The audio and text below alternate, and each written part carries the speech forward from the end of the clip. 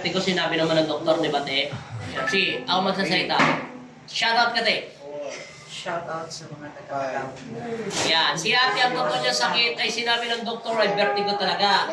Pero meron siyang sakit na inflammation at saka TMJ Jamapla. Kaso nangangarap po siya na may sapi. Nag-practice na daw siya. Ngayon pala wala. Gusto niya daw maranasan yung napapanood niya sa amin na bumabaliktad. Pangarap niya pong lumipad. Ngayon, pasok ka doon. Pangarap daw. Pangarap niya pong lumipad. Kaya nagpapaipit, nag-practice na. Ngayon wala naman sapi. Kaso walang pakpak, hindi nakalipad. Recession, ano pinagbabat eh? Pag-ayos ng panga. Hindi na tumutulog. Oh, hindi na daw tumutulog at saka yung kamay. Kailangan mo ng pustiso Wala na sa sakit. dito. Oh, yan. Pustiso mo, di ba nagpasukat ka na? Sinukatan ka, di ba? Ilan days ba dumating? 1 month?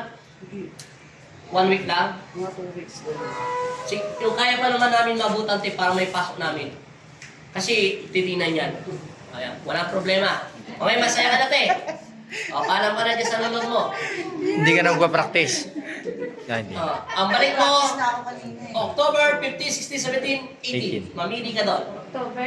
15. Hindi, 6, 17, 18. Although 18. O yan. O, paalam na. Bye-bye. Sige, bye-bye Ka na. Shoutout mo muna yung girlfriend mo. Ay, boyfriend mo. Uy na kami ng Galawan. Wala na sila. Babalik na lang kami. Ayun sila, nagagano, no?